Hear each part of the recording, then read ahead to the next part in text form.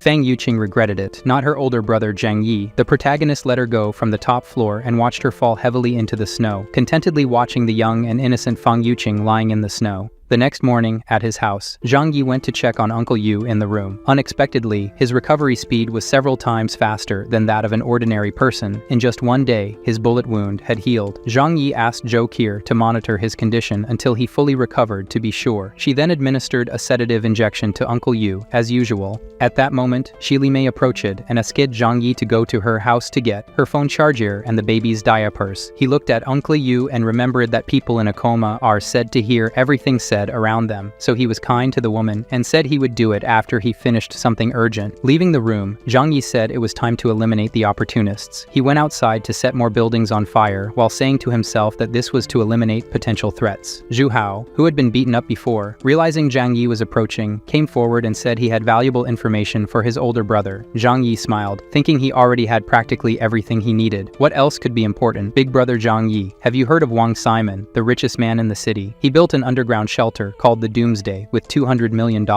Because Zhang Yi showed interest, Zhu Hao asked to talk in a place where no one could hear. They went to an apartment, and then Zhu Hao spilled the beans. He said that Wang Simon's shelter is in a luxury-gated community. Zhang Yi then asked, "So what? What's your reason for telling me this?" Zhu Hao replied, "The point is, there are infinite food supplies there." He wants to be Zhang Yi's helper to rob Wang Simon's underground shelter. The protagonist found this idea ridiculous. No matter what's inside, invading such a secure place isn't worth the risk for him. However, Zhu Hao argues that Wang Simon already knows about Zhang Yi and even contacted him to steal his snowmobile. This information only made Zhang Yi angry. He asked Zhu Hao how he wanted to die. Frightened, the guy shouted that he wouldn't plot anything against Zhang Yi and actually wanted to help him. To make things even clearer, the protagonist shot Zhu Hao next to his head and asked for a good reason to let him live. The guy said that the mansion has plenty of food and he wants to join Zhang Yi to ensure food for himself too. Furthermore, Zhu Hao was friends with Wang Simon, the spoiled rich kid who had everything one could want and still humiliated Zhu Hao in front of girls. He mainly wants to get revenge on Wang Simon. Zhang Yi is very interested in vengeance, so he gives him a chance. The protagonist asks if he knows about the security of the place, how many enemies there are, and similar things. "Tell me now." Fearful, Zhu Hao says he will only give the details if they make a deal first. The protagonist smiles and says he'd prefer to crack his head open. Zhu Hao argues that he knows Zhang Yi has eliminated everyone who's no longer useful to him, so he won't say anything even under threat, since the outcome is the same. After these words, Zhang Yi says Zhu Hao is smart, so he will accept to negotiate. The guy is happy, but Zhang Yi says there are two conditions first. He needs him to help eliminate someone who has been bothering him every day. He takes Zhu Hao to an apartment and tells him there's a secret to share with him. The cunning protagonist takes out a briefcase and leaves the guy scared and confused about what it is, but he admits that joining Zhang Yi will at least ensure his survival, so any risk is worth it. The protagonist takes out a syringe and says he was a professional assassin, and that's how he survived until now. He says it's an assurance. This poison is very common and takes effect in a week. After they take over Wang Simon's shelter, he will give him an antidote. Zhang Yi applies everything and says they will eliminate someone today. Zhu Hao should wait at this person's house right away. When alone, Zhang Yi reveals that it was just saline solution. It was a strategy to reduce the chances of being betrayed. Returning home, he saw Sheila Mei with his uncle Yu. He went to the room to tell his uncle that he's happy, he's okay, and from now on, he will take care of the three of them as a family, and they will all live together here. It's a promise. Hearing this, Sheila Mei is very happy and says a promise is a promise. She hands over her baby and says she will bring her and the baby's things from home. Sheila Mei thinks that with the baby and Uncle Yu here, Zhang Yi wouldn't be able to lock her out and kick her out of here. With her baby and phone in hand, Zhang Yi notifies that she left and Zhu Hao should handle the problem. While the scoundrel plays with the baby, the mother went to open the door of her house, thinking she would never return here. Her surprise was that someone was inside the house. So frightened, the girl couldn't even try to defend herself. She was hit and then received several more attacks. Satisfied, Zhu Hao sent a message saying the trash was taken out. She really won't be going back to her place anymore, nor to Zhang Yi's house. At home, Zhang Yi tells his Uncle Yu that now he and his wife Sheila Mei will also live here, and it will be great. However, Uncle Yu, unlike his wife, says that this is too much. He shouldn't bother Zhang Yi that much. The baby starts crying, and not knowing how to fix it, Zhang Yi hands it over to Chokir. "You need to change the diapers. Figure it out, woman." Returning to the room, he went to talk to Uncle Yu again. The uncle says that she's taking too long, and he's worried. Zhang Yi tells Chokir that he'll go look for Sheila Mei because she's taking too long. Zhang Yi went to his room to gear up, sent a message to his building group asking all neighbors to gather at apartment 1301. He will distribute rewards and food for everyone. He sends a voice message privately to Zhu Hao, telling him not to come if he wants to stay alive. After a while, everyone was happy. All the other buildings were eliminated, and now they can follow Zhang Yi and secure their food. Outside the apartment,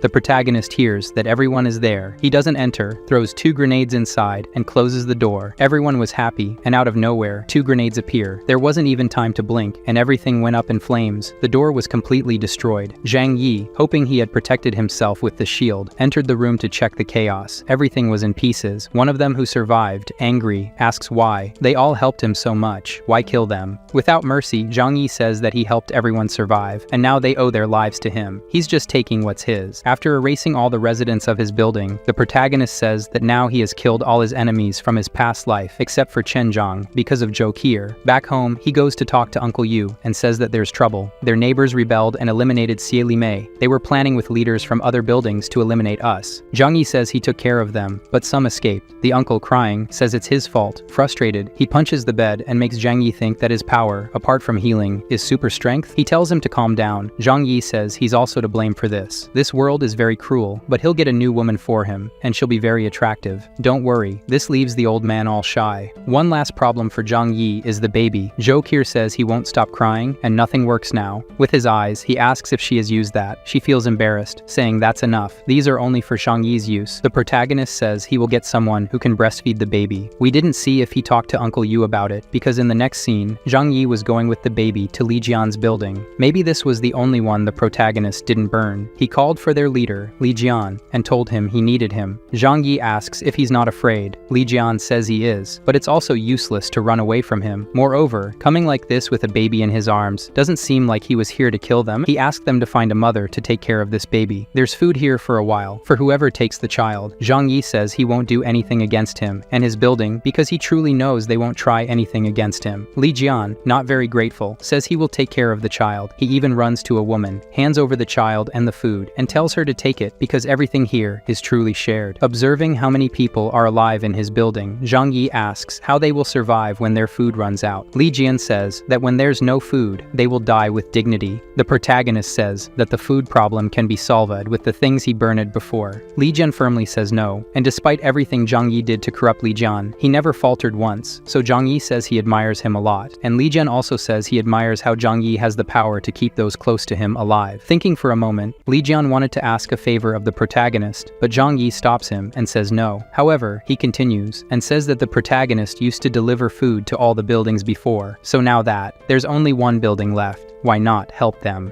Zhang Yi just refuses and leaves, but after thinking for a moment, he changes his mind a little. He says that if he helps his people for a while, everything will go wrong and they'll end up like the other buildings too. Instead, he gives them all the seeds he had. If they manage to plant them somehow, they will be able to rely on themselves and not on others. These seeds are the last thing they received from him. For the first time since the snow apocalypse began, Zhang Yi helps someone without any ulterior motives. Li Jian asks one of his residents if it's possible to cultivate it, and an elderly biology teacher says it's not impossible. Maybe there's a small chance of success. Meanwhile, in his luxury home, Zhang Yi mentions that the neighbor's issue has been completely resolved, and now the goal is to get their hands on a new fortress. After a while, Zhou Qier returns home and asks if he's finished his work. Yes. Taking off her coat, she asks what he wants to eat. Zhou Qier, all innocent, starts preparing in the kitchen, and the mischievous protagonist holds her back and says she should guess what he wants to eat. She feels awkward, mentioning that her uncle is in the next room, but Zhang Yi says the house has soundproofing and thermal insulation. The next day, Zhou Qier, very tired from all the effort, continued sleeping. Zhang Yi sends a message to Xu Hao, "Come to my house now." It didn't take long for him to arrive. The same person who not long ago was being kicked by others on Zhang Yi's orders was now in his warm house. Out of respect,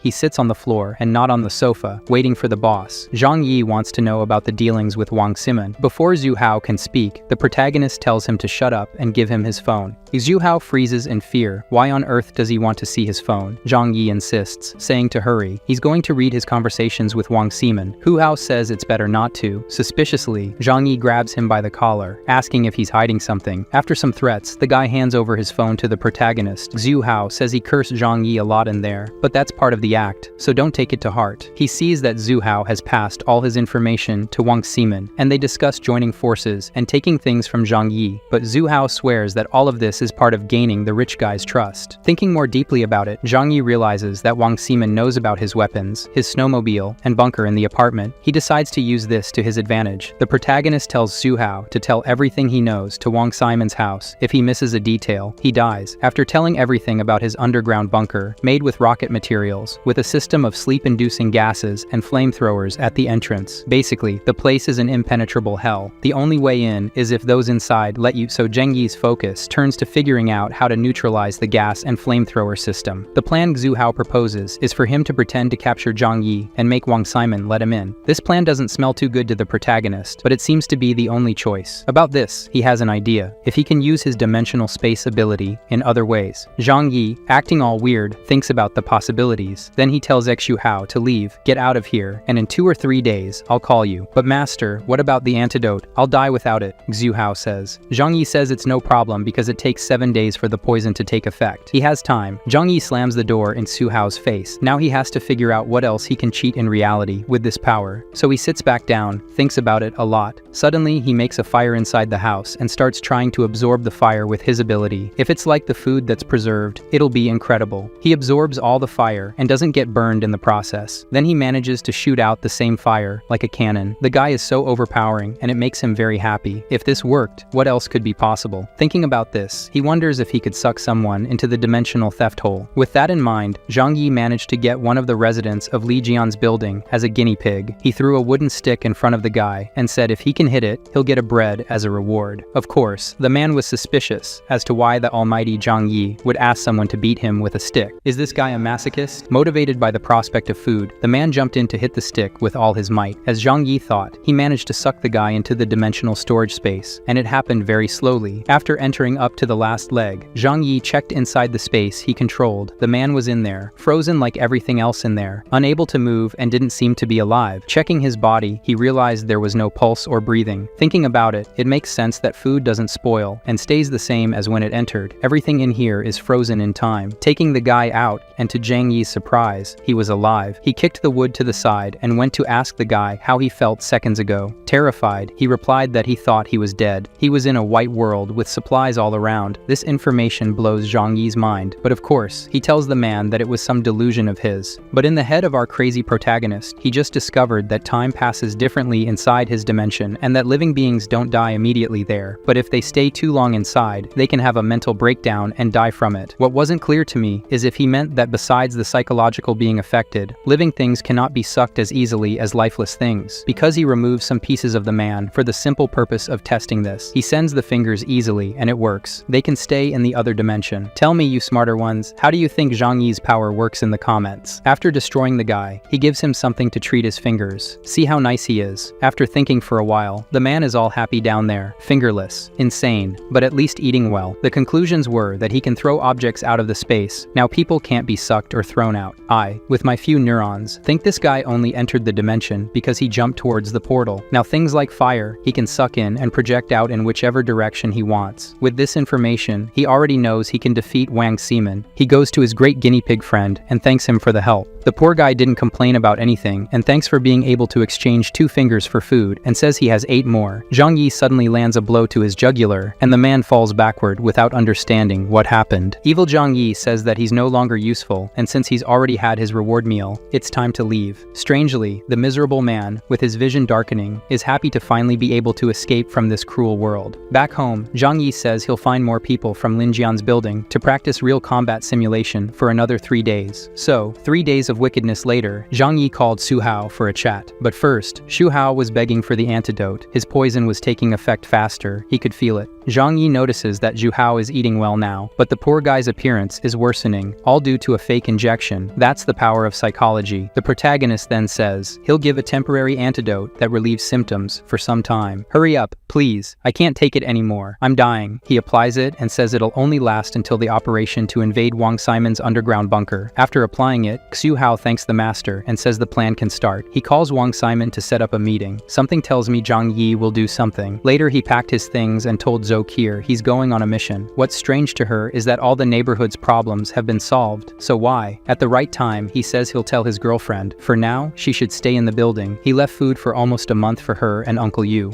Worried, our lovely Zhou Qier tries to stop him from leaving. It's always dangerous outside. Her man then says he's the danger out there. He gives her a sweet kiss and says everything will be fine. If that's the case, she calms down. Our Zhou Qier is a bit naughty, guys. The mission now is to go to the bunker, but unlike what we expected, Xu Hao is tied up behind. The protagonist explains that they have to keep up appearances. The two walk into the city. After a while, they reach the condominium area, which was the city's richest region. Zhang Yi says since it's the highest place in the city, not even the houses were covered by snow. I didn't quite understand how it works, but the topography of the place makes it snowless. From the entrance of the condominium onward, they go on foot. They won't take the snowmobile to Wang Ximen's house. A woman in one of the houses noticed the duo's arrival on a snowmobile. Looking at her empty house without food, she thinks this must be be her hope. When they arrived in front of Wang Simon's mansion, it was already dark. In front of the house, Zhang Yi tells Shu Hao to go call the rich boy. Scared of taking a bullet, he goes to the camera to say, "Incredible, legendary, rich and handsome Wang Simon. It's me. I came for the meeting to negotiate the snowmobile." On the other side, the rich kid doesn't understand why they're here today and not tomorrow, which was the agreed upon day. Furthermore, the snowmobile isn't with them. But anyway, Xu Hao says to brother Wang Simon, "Please let us in. This is a unique opportunity to get what you want." Wang Simon makes it clear that if they try anything, they'll be eliminated. Entering the mansion, Zhang Yi realizes that the apartment doesn't even compare to this. Xu Hao goes ahead, afraid of getting a headshot. He says that after that door is indeed his house. They keep walking. The millionaire Wang Simon presses a little button on the computer, and then in the security corridor, defense mechanisms are activated, and gases are injected inside. In the rich kid's cameras, the smoke filled everything, and the screams he heard from the two were of desperation. Upon realizing that everything fell silent, he says it's time to treat the guests very well. What you can't perceive is that within the smoke curtain, Zhang Yi was wearing a gas mask and sucking all the smoke into the dimensional theft space. After a few minutes, the door opens. The plan is to shoot him when he approaches. But to Zhang Yi's surprise, the rich boy didn't come, so he pretended to be unconscious and angry with Shu Hao, who said that only Wang Simon and the beautiful girls lived here. The heavily armed guy knocked on the protagonist to make sure he was knocked out and threw him on the bunk. At that moment, Zhang Yi realized that this person is a famous TV actor and must be Wang Simon's friend. Inside, he threw the two of them on the ground like garbage bags. He tied them up while remarking that the security system was truly incredible. The rich guy remarked that it was obvious, as the bunker cost $1 billion to make. Leaving the two behind, they discussed how Zhang Yi had hidden the snowmobile nearby, so he would go look for it. While the two talked, Zhang Yi released the gas he absorbed in the perfect direction toward the guys. "Hey brother Lin, why are you falling?" "I'm not, but why are you shrinking?" As the men fell to the ground, Zhang Yi had already freed himself. Xu Hao and the two wealthy men were unconscious from the gas, and he was now free. The first thing he did was tie up the two and take their weapons. The guys used gold-plated Desert Eagles. Zhang Yi applied the law of communism and took them for himself. All the places were fancy and large. Walking through the rooms, one of them had an indoor plantation, now clearly belonging to Zhang Yi. Going upstairs, he found game rooms, in one of which were the beautiful girls Xu Hao had mentioned, but it was strange that they were all unconscious. In another room labeled dogs and cats, there were the sights they were seeing and tied up cosplayers, clothes strewn on the floor. One of them was awake and crying, begging for forgiveness from Mr. Wang Simon, saying they were wrong. Holding onto her legs, she said they just wanted to go out for a bit and could do anything he wanted if he let them. Without heart or empathy, Zhang Yi kicked the girl and said that now he had an idea of what was happening here with the others. A few shots and the place fell silent. Now in the surveillance room, Zhang Yi said the heart of this madhouse must be here. All the cameras and environments were controlled from here. After walking through the other 200,000 rooms, many of which only opened with a password, he gave up and went back to wake the two rich men up with water in their faces. "Are you awake?" Not understanding how this happened, the rich guy freaks out. Zhang Yi then makes it clear that a magician doesn't reveal his tricks, and now has something more important to discuss. He asks if Wang Simon wants to cooperate with him or not. The answer is yes, as long as he doesn't hurt him. Zhang Yi's condition is to live here with Simon, which shouldn't be a problem in such a big house. Surprised, Wang Simon asks if the protagonist only wanted to live here with them, not kill everyone and take over the place and its girls. He says no, that here is too big to live alone. It would be lonely. Wang, all happy, says that if he wants to be friends, he can. Zhang Yi says that the snow won't last forever, and when it's gone, a poor and unimportant person like him being friends with someone as rich as Wang Simon is the best thing to do. Simon agrees, but internally, he thinks about how Zhang Yi is too afraid to kill him. To release the rich guy, Zhang Yi's condition is for him to teach him how to operate the house's security system, to give him the passwords and everything else. As he has no choice, Simon tells him to promise not to hurt him after he does that. Zhang Yi promises that after that, he will let him go. "I don't kill innocents." With no choice, Wang Simon agrees. In the control room, the rich guy teaches Zhang Yi everything, including the passwords and the instruction manual. With all this, Zhang Yi is sure he can control the entire house. If that's the case, brother Zhang Yi can release Simon. He smiles maliciously and agrees. Zhang Yi takes out a knife and cuts Wang Simon's vocal cords. He calmly tells him to breathe slowly, assuring him that the pain will soon fade away. He truly soothes the man, allowing him to peacefully transition to the other world. Simon, now voiceless, wonders why he's saying all this to someone he just deceived. Zhang Yi, as if reading minds, remarks that there's no point in keeping a worthless piece of crap alive. Perhaps it's because of the girls he saw inside. Yeah, that must be it, folks. After disposing of the two, Zhang Yi cleans up the mess that leaked out from Wang Simon and his friend. His dilemma is what to do with Xu Hao, who helped a lot, and everything went smoothly because of him. While contemplating, young Xu Hao opens his eyes and catches sight of the scene the protagonist wanted to hide, him cleaning up the aftermath. However, upon being released, Xu Hao is simply happy, so that miserable Wang Simon went to hell, well-deserved for all he did. Zhang Yi points to a backpack full of food, saying it's his reward for a job well done. Upon hearing the word food, the man rushes over to see and starts eating right there. The issue is that Zhang Yi mentions the house's power won't last long with the generators here, and the food is running out, so that's all the reward he can offer for taking over the bunker. Xu Hao, upon hearing this, refuses to accept and questions if he heard correctly. The protagonist confirms it, explaining that Wang Simon lived here with many other people, and they consumed everything in the house, probably because of all the women. I think it's true. However, Xu Hao doesn't believe it, accusing Zhang Yi of hiding the good stuff from him and not sharing properly. Angry at the situation, he kicks the food backpack and says he won't accept it. He provided the information about this place and took risks for such a meager reward. Xu Hao claims Zhang Yi is lying. He advances towards the protagonist with hatred, saying that if that's the case, it's better for Zhang Yi to kill him, or Xu Hao will spill everything about Zhang Yi to the others, the supplies and powers he possesses. If not Xu Hao himself, someone stronger will come to defeat him. In anger, Zhang Yi shoots Xu Hao in the chest. He falls to the ground, unable to react because he's stupid. Zhang Yi simply says that anger doesn't make you stronger,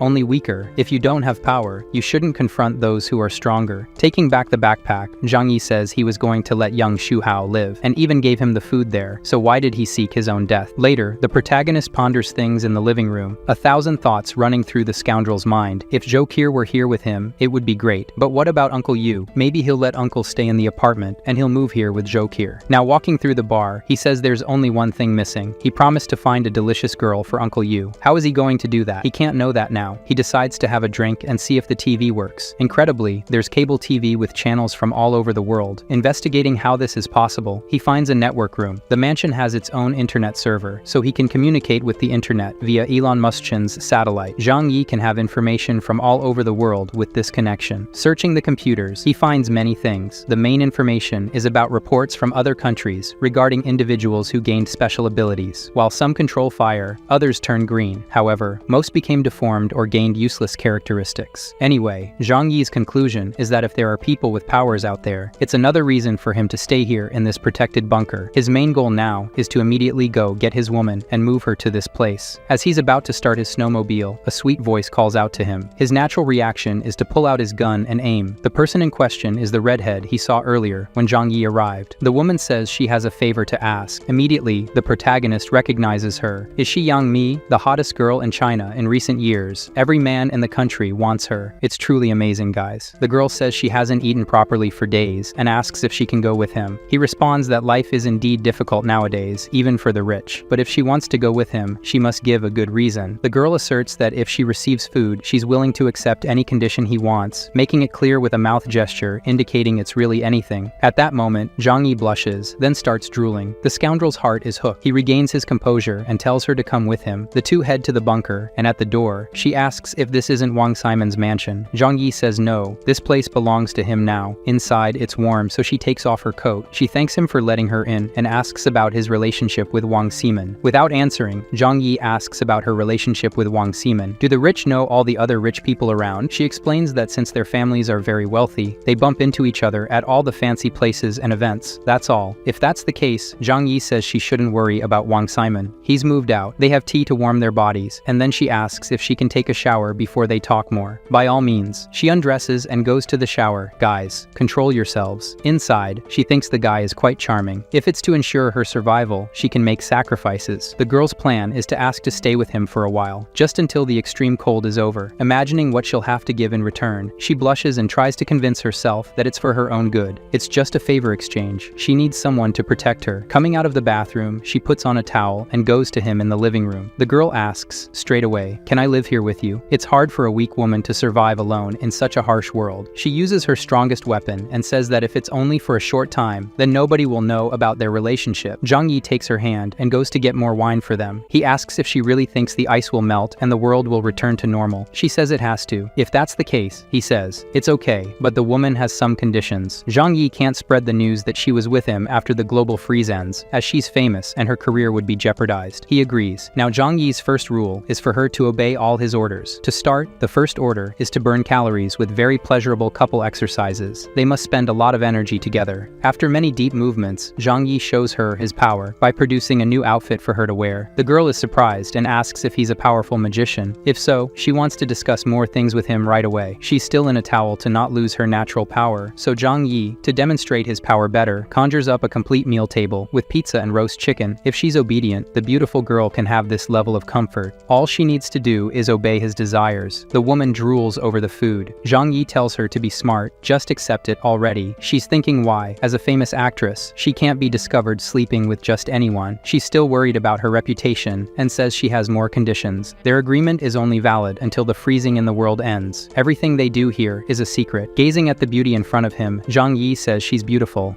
The girl's second condition, which she says with embarrassment and fidgeting, is that she can't be forced to do very perverted things. He has to accept that, and then they can have a colorful friendship. Zhang Yi comes close and says she came to him for help, so she can't ask for too much. Plus, if it's enjoyable for him, it will be for her too. He opens the gates for the girl, while she's still hesitant, but in the end, she accepts everything.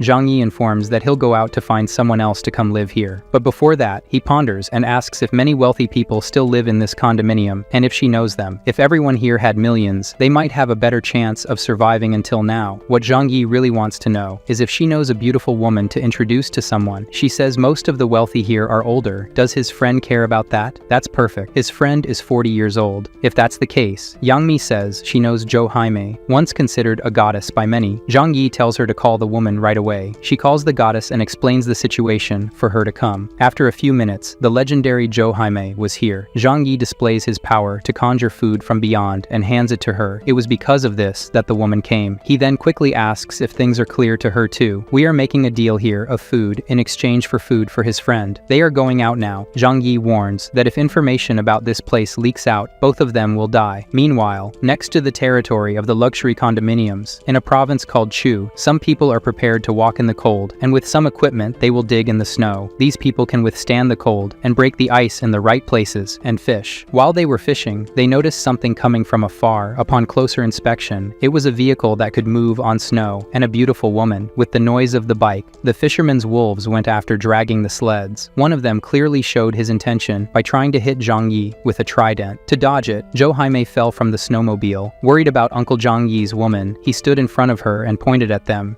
Are you aware that I'm armed? The confident lunatics ask how many bullets he has. Can he take them all down? In exchange for this snowmobile, they'll take the risk. Incredibly, Zhang Yi tried to argue that he doesn't need to kill everyone here, but if they did something, it would happen. One of the men says that if he leaves the snowmobile and the woman, he can leave alive. Zhou Haimei behind thought this was a real possibility and got scared. However, firmly Zhang Yi asked if they were crazy. The man insisted that they couldn't let the chance of having food slip away to search for food. In this case, Zhang Yi had no choice. He grabbed his desert eagle and shot them all.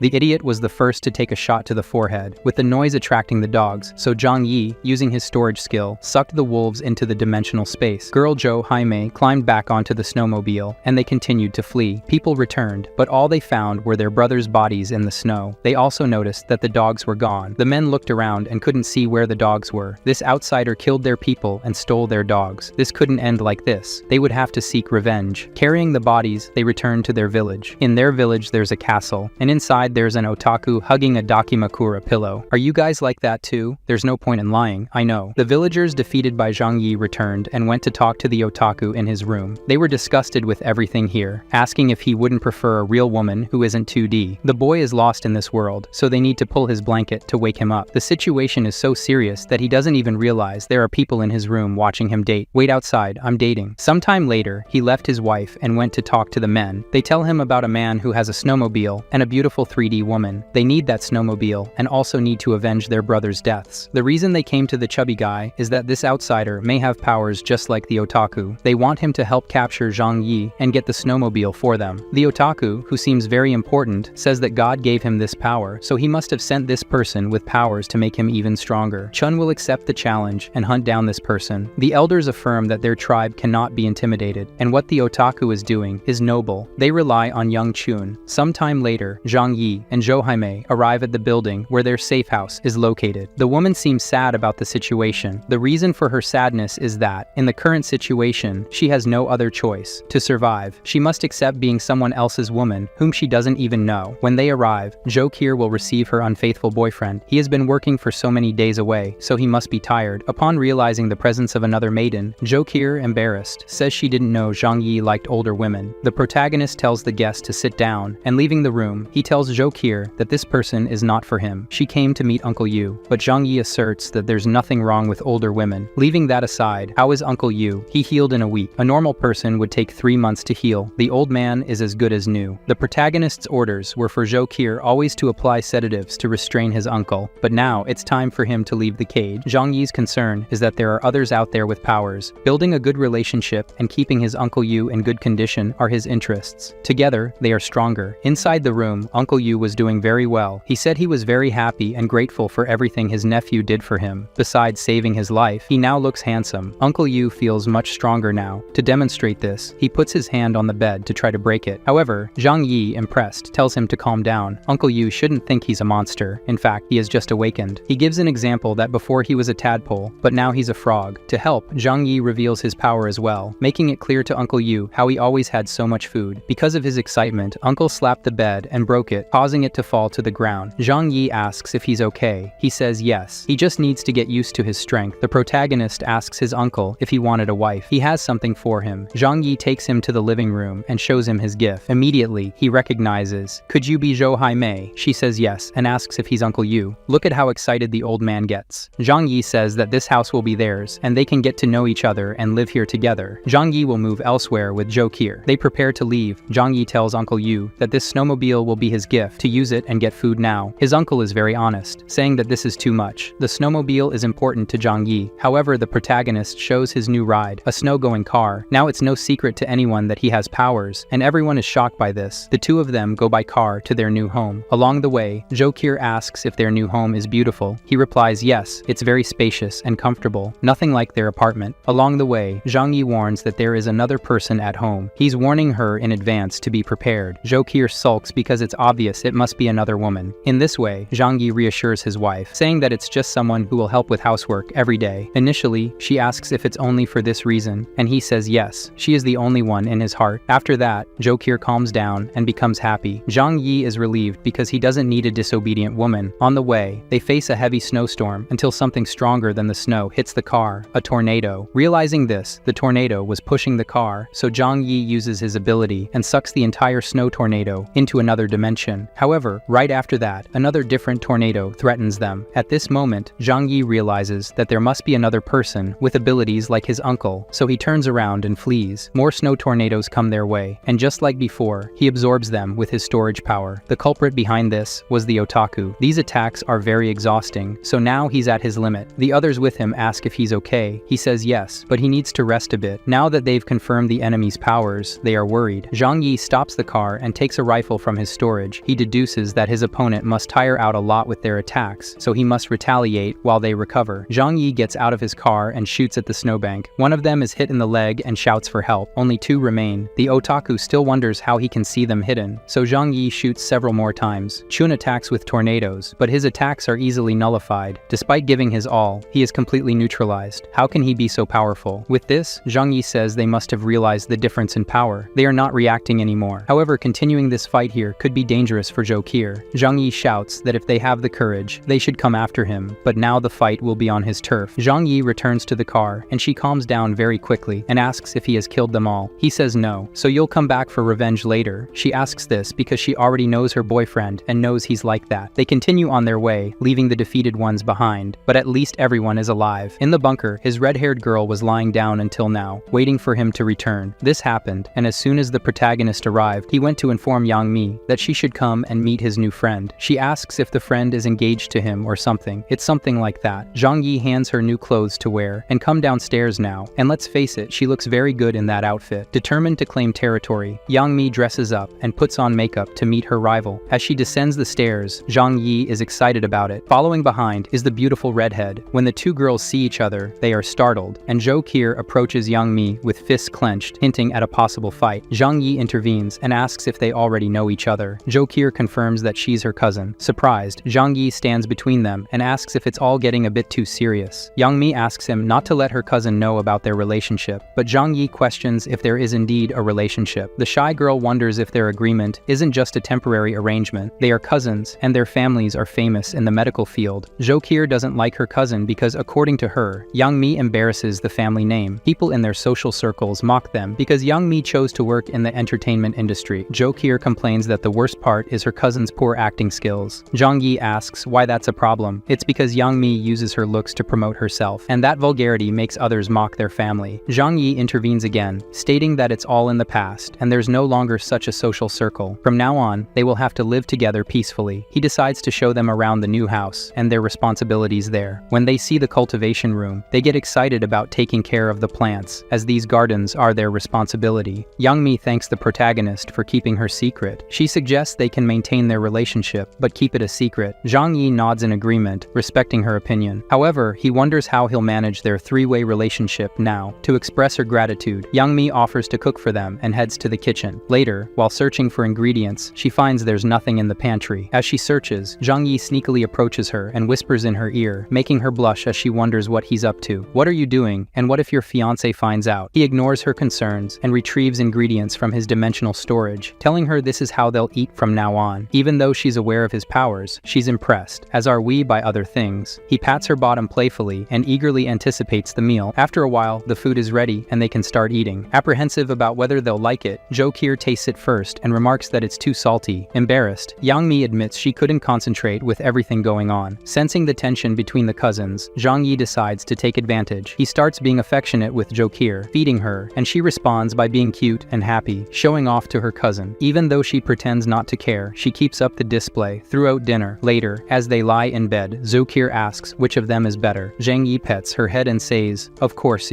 it's her." Jokir is his personal doctor, so she's more important. Not to mention, she's the most beautiful. Zhang Yi kisses her forehead and hugs her as they drift off to sleep. In this cute moment, the protagonist reflects that love is nonsense. Everything is about interests. In the following days, Zhang Yi practices his archery skills daily. At one point, he receives a call on his cell phone. Without caring who it might be, he declines the call and blocks the number. Nothing outside this place matters to him. However, mysteriously, the blocked number calls again, making him furious. How is this possible? He hangs up and blocks it again, but the number calls once more. Now he's driven crazy by it, and then the phone answers the call on its own. The person on the line asks why he won't answer their calls. Zhang Yi listens and learns that the person knows his personal information, including his date of birth, ID number, and everything that should be kept secret. Finally, the caller mentions his mansion. The caller says it's simple. This hacker wants Zhang Yi to provide food, clothing, and drinks in exchange for not spreading his information. The protagonist questions if he really thinks this information is important. However, the chubby man on the other end of the line claims to have evidence that Zhang Yi stole from the Walmart warehouse. If he spreads this, the right and powerful people from the entire city will come after him because they know he must have a lot of food. The chubby guy reveals his identity and where he used to work before the disaster. Even Zhang Yi is aware of the company this hacker works for, so if he knows all this, he might have taken control of the security systems of this mansion. Zhang Yi tries to convince the man that he doesn't have that much food, but it doesn't work. Despite Zhang Yi being furious at being blackmailed in this way, he listens to the man's demands. This mansion relies on security cameras, alarms, digital locks, and other things. The man threatens that if he disables these, at any moment he could be attacked in his bunker. The chubby guy says he must deliver everything requested to his address at Villa 302. If Zhang Yi tries anything, he will know, and he will fulfill the threat of leaking all his secrets. After hanging up the phone, he gets so angry that he goes to the living room to get some water and calm down next to his wife. Jokir asks, "What's going on? Why is he so nervous?" Zhang Yi tells her everything. His location has been discovered, and how the hacker threatened to leak his information. Now they are vulnerable. His girlfriend mentions that gossip about famous people is common and often lacks credibility, but when it's about such specific information regarding someone who isn't famous, this hacker poses a danger to them. Zhang Yi says he wanted to kill him right away, but perhaps their data will still be leaked even after defeating this guy. She tries to think of a solution. Jokir mentions that in the past, technology companies would go as far as to hire people to eliminate hackers to prevent their data from being leaked, but these people always left a way for the information to leak in case something happened to them. With this, Zhang Yi is sure this person must also have such a precaution, so just killing him won't be enough. For sure, their evidence will leak out. Jokir then says they've thought enough for today. It's best to relax a bit. However, he insists that this problem cannot be put off. Yang Mi passes through the room, heading towards the cultivation room. As she is famous, the protagonist explains the problem to her and asks for her opinion. Yang Mi says this is exactly like people spreading rumors about famous people on the internet. Then suddenly Zhang Yi has an idea. If he does something so that when the information leaks, it will be treated as just a rumor. The two confusedly ask what he intends to do. He says he'll prepare first and then explain. Going to his control room, the hacker calls him, asking if he has separated the supplies. Zhang Yi angrily says that if it weren't for the information he has, he would kill him right now. On the other end of the phone, the hacker starts laughing. If anything happens to me, your information will automatically be sent to everyone's phone in the city within 24 hours. You'd better think carefully about the consequences. At that moment, Zhang Yi is certain that he has 24 hours to act, so he says the man is tough and he will cooperate with him, and then he hangs up the phone. The protagonist's plan is to spread rumors about the Walmart theft through all media channels. By spreading rumors, he will bury the truth in a sea of lies, so no one in the city will believe it. After spreading false information, Zhang Yi stretches, grabs his backpack, and says it's time to take out the trash once again. He puts the backpack in the designated location and moves away to a considerable distance. He hides behind a tree with his rifle, aiming where his target will soon be. He sends a message to the hacker saying he has already delivered what he promised and left. However, even after a while, there is no response, and no one comes out to pick up his backpack. After waiting for a long time and seeing no sign of the person leaving to pick up the backpack, he thinks about calling the hacker or sending a message asking if he has already picked up the supplies. However, he changes his mind. If he asks if he has picked up the supplies, it may raise more suspicion. So more time passes, perhaps hours, and finally the door opens and someone tries to pick up the backpack. Zhang Yi has never pulled a trigger with such determination in his life as he does now. In an instant, a laser pierces the man's head. He rushes to the scene, and to ensure his enemy is neutralized, he shoots him a few more times. Then he enters the house to search for things and notices a notebook. His idea was to destroy it right away, but surely it must contain important information that he can access later, so he decides to store everything in his storage space. Now, everything is done, and he leaves. Zhang Yi returns home relieved. Stretching in his comfortable house, this time Zhou Qier made the food. As he is served by the two girls, he asks if they received messages on their phones. They say yes, and show some messages about a Walmart warehouse theft. He tells them that's what he did. He spread dozens of messages with false information, and when the true information leaks, it will be lost amidst a bunch of lies. In the control room, he programmed these messages to be sent daily for a while. Impressed by this, Yang Mi says he's amazing. She recalls that it was common among stars who were exposed due to some scandal to be forgotten if another famous person was exposed for something later. He did something similar to that. The girl thinks that besides being handsome, he's very intelligent. Zhou Qier asks, what if there's still a risk of people coming after them here? Isn't it still dangerous? Zhang Yi is silent for a while, and then Zhou Qier says she doesn't doubt his methods, but in Tianhui City, there are several people who deal with technology like the hacker, and others could also hack into the security system of their house. Zhang Yi agrees and says that indeed, unless the world returns to the Stone Age, they run this risk. The two girls, upon hearing that they are constantly at risk, even behind this security system, become scared. But Zhang Yi says they can solve this in another way. However, just thinking that he might be attacked unprepared leaves a bitter taste in his mouth, so he says this safe haven will become even safer. Zhang Yi tells the girls that he is confident and can keep this place safe, but they can't just sit around. For some reason, the redhead becomes shy thinking about something. Zhang Yi, unsure if she's that mischievous, gives her a smack on the head and says they'll set traps to reinforce security, not rely on technology. Zhang Yi explains that this bunker was prepared for large-scale threats like bombs and airstrikes. However, there isn't much security against attacks by people as he would like, so they will prepare defenses against people trying to invade the place. The two beauties, excited, say they will do anything he asks. Zhang Yi takes out from his storage space a pile of nails and wood. With this, they will make traps. They'll nail nails into wood and bury them in the snow. He also explains how other traps will work. While they manufacture them, he thinks that after realizing there are traps, they might start using equipment to dig up all the traps. It was thinking about this that he had another idea. They started placing some traps, and Zhang Yi buried some explosives. If you try to dig this up, you'll be eliminated. He also hides grenades with tied lines, and people passing by dragging things to unearth the traps will be blown up too. Finally, after much effort, they made good protection in the areas around their mansion. Returning home, Yang Mi asks when invaders are coming so she can see the traps in action. Zhang Yi asks if she's crazy. It's better that they never need to use them. Sitting on his couch, he says that most people with common sense won't try to attack a fortress at a time when everyone wants to keep intruders away. Only then does she understand. It's better to have these traps as a precaution only. Before she realizes it, Zhang Yi is already making another security mechanism, even though they have digital locks. He prefers to have mechanical locks as well, so he can lock the door and no one can open it from the outside. Quickly, the front door now has 3 times more security security. Yang Mi begins to be sure that joining this guy was the best thing she did. Surely she will have a much safer life than anywhere else, and also very pleasurable.